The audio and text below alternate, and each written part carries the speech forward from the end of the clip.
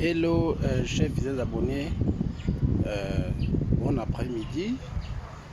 Donc aujourd'hui, nous avons réellement pensé vous édifier sur comment composer son substrat pour faire une très bonne pépinière. Et aussi, quelle est la dimension des sachets à utiliser pour faire soit la pépinière de cacao, soit la pépinière de l'EVA, soit la pépinière du palmier à huile, soit la pépinière même des poivriers, soit la pépinière des rambotaniers, des safoutiers, etc. Parce que nous avons remarqué que plusieurs jeunes entrepreneurs qui veulent se lancer dans le domaine agricole, qui n'ont pas assez de moyens, voudraient réellement réaliser leurs propres pépinières pour alourdir la lourde tâche des dépenses.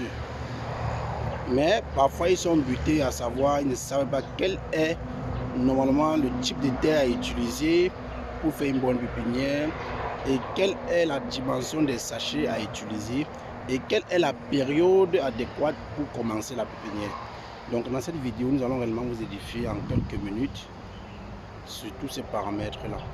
Donc sans tout tarder, n'hésitez pas à vous abonner et de cliquer sur la cloche de notification pour ne pas manquer une prochaine vidéo. Et surtout, priez réellement à nous encourager en partageant réellement la vidéo pour réellement édifier d'autres de nos frères qui sont loin et qui ne savent pas réellement que nous travaillons avec vous depuis un bon bout de temps. Donc merci et suivez mon regard.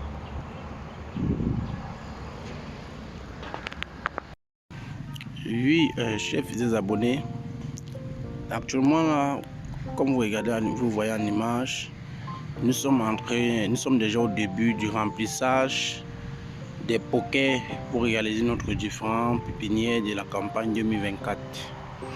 Donc sans tout tarder, ce que nous allons réellement vous édifier aujourd'hui, nous allons partir sur la première étape qui dit que nous voulons vraiment vous montrer la dimension des poquets. Ici, nous voulons faire une pépinière de palmier à huile. Et le client réellement nous a dit que la route de son champ est très accidentée. Raison pour laquelle nous avons utilisé cette dimension réduite. Donc nous allons réellement vous rapprocher pour vous voyez. Vous voyez que cette dimension, ce poquet est un poquet moyen. Il y a ce qui est encore deux fois que celui-ci. Mais cette dimension, si on appelle ça le 17-24. Vous voyez là, 17-24. Donc nous utilisons ça parce que notre potentiel client nous avons dit que la route de son champ est très accidentée. Donc par conséquent, lorsqu'on va faire le transport, lorsqu'on doit transporter pour son champ, le véhicule doit transporter beaucoup plus. Or, si nous utilisons le sachet qui est deux fois que celui-ci, qui est le 17-30, il s'avérait que ça n'a pas transporté beaucoup plus que celui-ci. Donc c'est pourquoi est-ce que nous avons utilisé un sachet réduit. Donc ça veut dire que nous sommes en train de vouloir réaliser une pépinière de palmier à huile.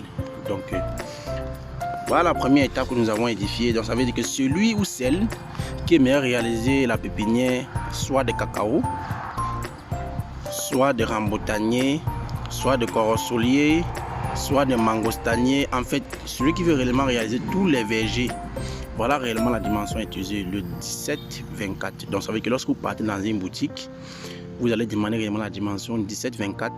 Cette dimension là, le vendeur doit réellement savoir que vous savez réellement la dimension que vous voulez.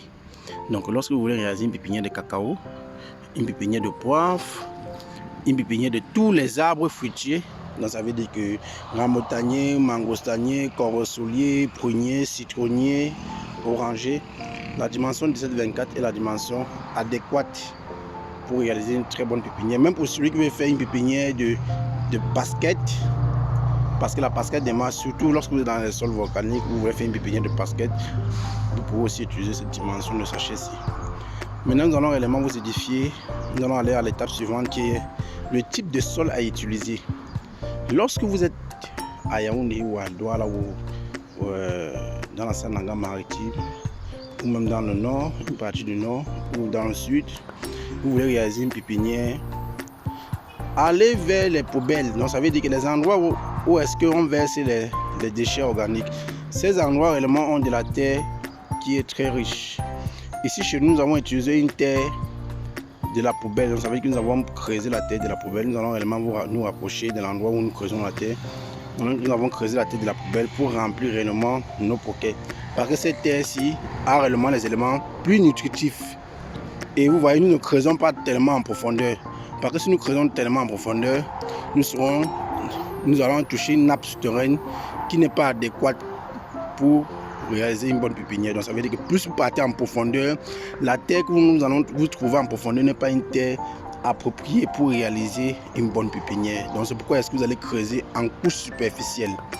Vous allez creuser en couche superficielle. Donc ça veut dire que lorsque vous voulez réaliser une pépinière, vous n'avez pas besoin d'avoir un expert auprès de vous pour réaliser cette pépinière là. Vous avez juste besoin d'écouter cette vidéo pour savoir que la terre à utiliser n'est pas une terre de puits ou n'est pas une terre de fosse. Vous devez juste creuser la couche superficielle de votre terre pour réaliser une très bonne pépinière. Et aller vers l'endroit où on verse les déchets organiques. Vous allez voir, nous sommes ici dans un endroit où on verse les déchets organiques. Nous avons retiré tous les déchets au-dessus. Nous sommes arrivés au niveau de la terre. Nous avons creusé la terre. Vous voyez là. Nous avons creusé la terre pour réaliser réellement notre pépinière. Donc, c'est vrai que si vous n'avez pas un endroit où, si vous êtes au champ et que vous voulez réaliser votre pépinière au champ, vous n'avez pas un endroit où est-ce qu'on a versé les déchets organiques, vous pouvez réellement faire une composition de substrat avec de la fiente.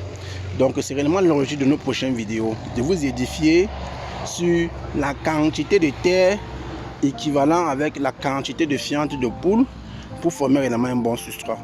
Donc c'est pourquoi est-ce que nous vous prions tout le temps de vous abonner et de cliquer sur la cloche de notification, surtout de partager pour que les prochaines vidéos qui nous parlera réellement de comment est-ce qu'il faut mélanger la fiente avec la terre pour que le substrat soit réellement complet. Donc chers fidèles abonnés, nous allons réellement prolonger le poteau de notre pépinière pour que vous voyez comment est-ce que nous avons classé des sachets. Vous avez remarqué que nous avons classé les sachets en rangée de 3 ou en rangée de 5. Regardez bien. Vous avez vu, en rangée de 3 ou en rangée de 5. Là, c'est une rangée de 5. Vous avez vu, ça c'est une rangée de 3. J'explique pourquoi est-ce que nous avons fait comme ça. Nous avons fait comme ça, c'est pour que la pépinière, la jeune pépinière, n'a pas tendance à être étouffée. Parce que plus vous classez très mal les sachets, la jeune pépinière a tendance à être en confrontation avec son voisin qui est aussi un jeune plant. Ça fait en sorte que la pépinière n'a pas tendance à porter un bon tronc. Donc ça veut dire qu'il ne s'épanouit pas normalement. Donc lorsque vous allez aussi classer les sachets, c'est aussi un élément très indispensable. Vous voyez là, en rangée de 5, ça fait en sorte que la jeune pépinière évolue normalement. Et après que nous avons classé comme ça, nous allons encore faire ce qu'on appelle le calibrage. Donc ça veut dire que là c'est aussi une autre étape que nous vous parlerons réellement dans nos prochaines vidéos. Comment est-ce qu'il faut calibrer sa pépinière. Calibrer veut dire ceux qui sont plus avancés sur une rangée, ceux qui sont moyennement avancés sur une autre rangée, ceux qui sont très moins avancés sur une autre rangée et ceux qui n'y en a pas, dans les poquets qui sont vides, on les met dans une autre rangée. Ça fait en sorte que la pépinière grandit avec une homogénéité normale. Donc voilà un peu réellement l'origine de nos prochaines vidéos. Donc vous voyez comment est-ce que la pépinière a été très bien faite. Les sachets sont très bien remplis. Tous les sachets ont une position droite. Donc ça veut dire que la quantité d'eau, lorsqu'il pleut, tous les sachets absorbent la même fréquence d'eau. Donc lorsque vous allez remplir vos poquets, ne penchez plus vos sachets lorsque vous voulez classer.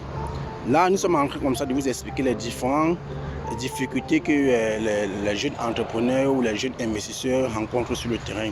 Donc, lorsque vous voulez réaliser réellement votre propre pépinière, parce que vous voyez que le coût d'acheter un plant est très élevé, ou que vous voulez réaliser réellement votre pépinière, mettez réellement tous les paramètres adéquats pour que vous réussissiez réellement cette pépinière, parce que c'est un élément aussi indispensable. Donc, celui qui n'a pas assez de moyens et qui veut vraiment faire sa pépinière, cette vidéo va réellement l'aider dans la mesure où il va connaître comment est-ce qu'il faut prélever la terre pour remplir ses sachets, quelle est la dimension des sachets à utiliser. Donc, si vous avez réellement d'autres pépinières à réaliser et que vous ne savez pas les dimensions à utiliser, priez de nous écrire en commentaire pour savoir que nous allons réellement vous édifier la dimension des sachets à utiliser pour réaliser une très bonne pépinière. Donc, portez-vous bien et merci.